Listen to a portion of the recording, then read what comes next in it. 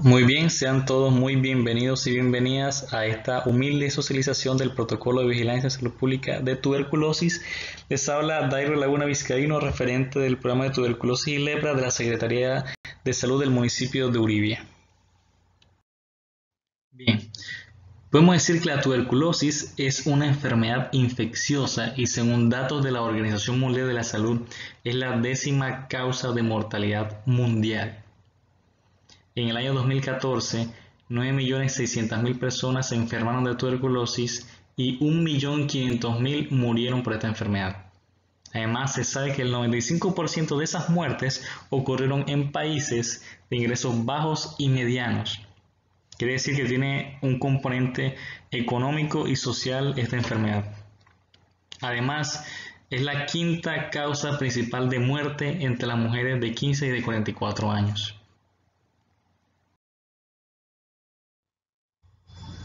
Bien, continuamos hablando sobre el comportamiento de este evento a nivel mundial. Según datos de la OMS, para el año 2015 se registraron 10.4 millones de casos nuevos de tuberculosis. De estos, 5.9 millones fueron hombres frente a los 3.5 millones fueron de mujeres. Es decir, los hombres, según datos a nivel mundial, se dan cuenta a nivel nacional y local, siempre tienden a ser más los hombres frente a las mujeres. Y de estos, 1 millón fueron de niños. En este mapa podemos apreciar en los tonos más oscuros son los casos donde se presentaron más incidencia de tuberculosis por 100.000 habitantes. Entonces vemos, por ejemplo, que en los países, en el continente asiático, más precisamente en Asia sudoriental, se presentaron el 61% de los casos a nivel mundial. En África, sobre todo en África Central y Sur, se presentaron el 26% de los casos mundiales. Los continentes con menor casos fueron la parte de Europa y la región del Mediterráneo. Entre los países asiáticos que mayor presentaron casos fueron Indonesia, India, China, Pakistán, y en África fueron Nigeria y Sudáfrica. Además, sabe que la tuberculosis fue una de las principales causas de muerte en el mundo, con una tasa de letalidad del 17%. Más precisamente, la tuberculosis está ocupando el puesto número 10. Es la 10ª causa de muerte a nivel mundial. También la OMS en el 2018 reportó que hubieron 484.000 nuevos casos de personas con resistencia a la rifampicina. Rifampicina, uno de los medicamentos de primera línea que están usando. Es decir, que el problema de la resistencia a los antibióticos también está aumentando cada vez más. Y además, la tuberculosis es la principal causa de muerte en las personas VIH positivas. En esta gráfica podemos apreciar la incidencia de la tuberculosis entre los años 2000 y 2018. Podemos ver que en el año 2000 la incidencia de la tuberculosis por cada 100.000 habitantes, estaba alrededor entre 170 y 175 por cada 100.000 habitantes. A medida que fueron transcurriendo los años fue descendiendo esta cifra y ahora mismo para el año 2018 la cifra está por debajo de 135 por cada 100.000 habitantes. Eso representa alrededor de un 2% de descenso por año.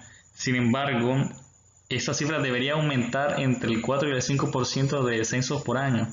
¿Para qué? Para que se pueda alcanzar la meta de la estrategia poner fin a la tuberculosis para el año 2020.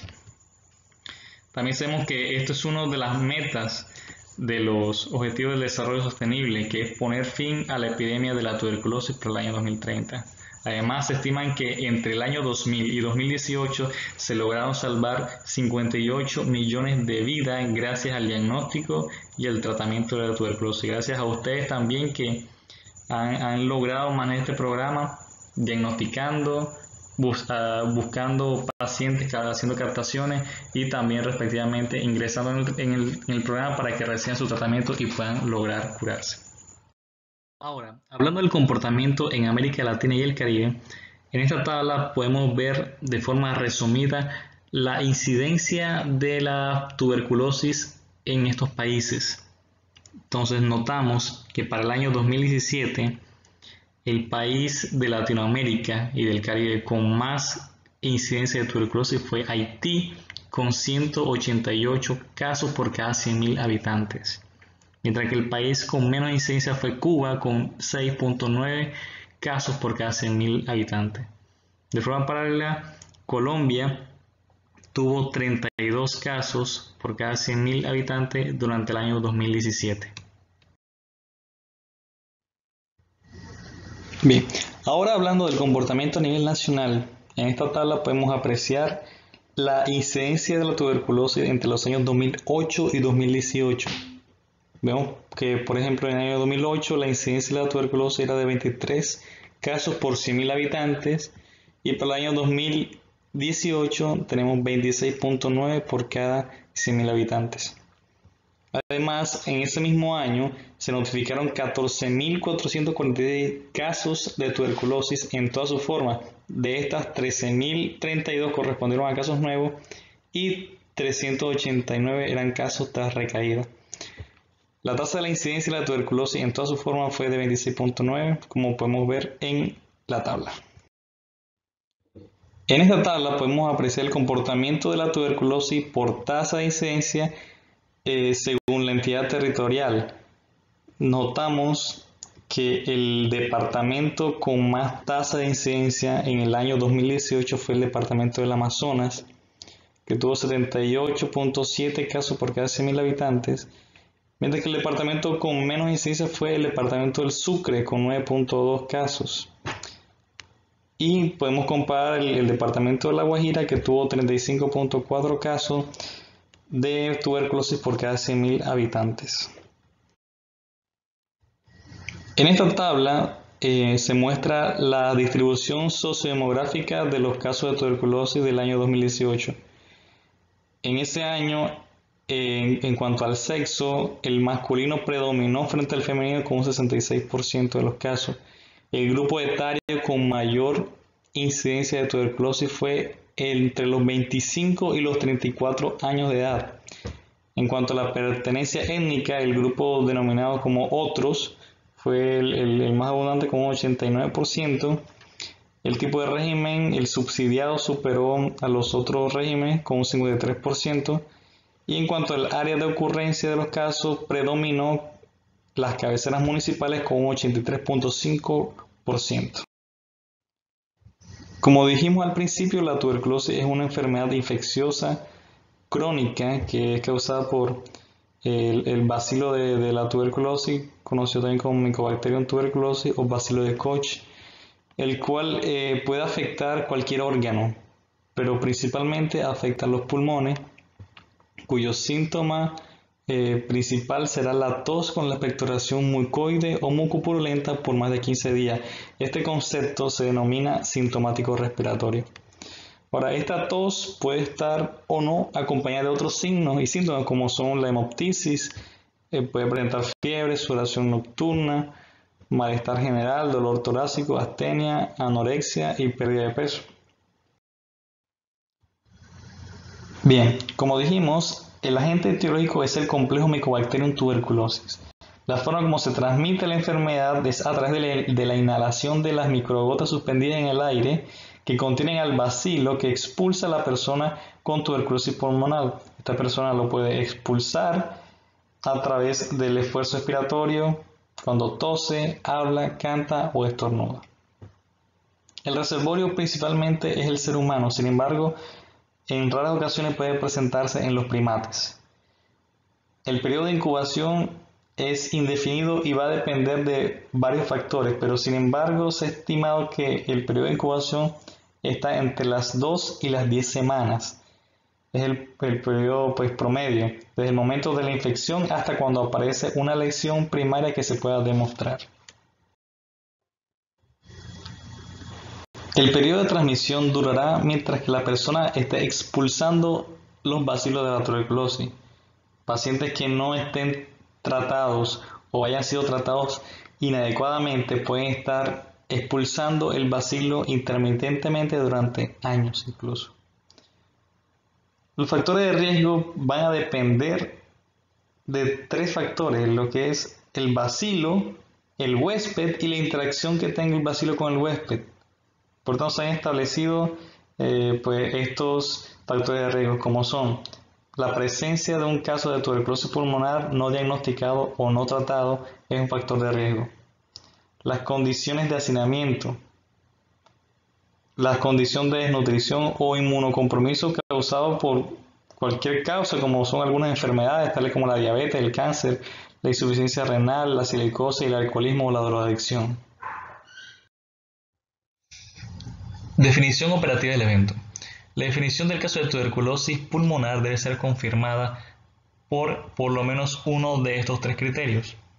Debe ser confirmado por laboratorio, en el cual, mediante algunos métodos diagnósticos como son la vaciloscopia, el cultivo o la prueba molecular, se confirma o descarta el caso de tuberculosis pulmonar.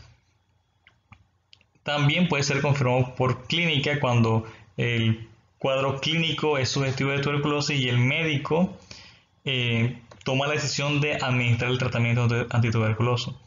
Además, también el caso puede ser confirmado por nexo epidemiológico en caso de que el paciente con ya un cuadro clínico sugestivo y también epidemiológico, el médico haya decidido también iniciar el tratamiento antituberculoso.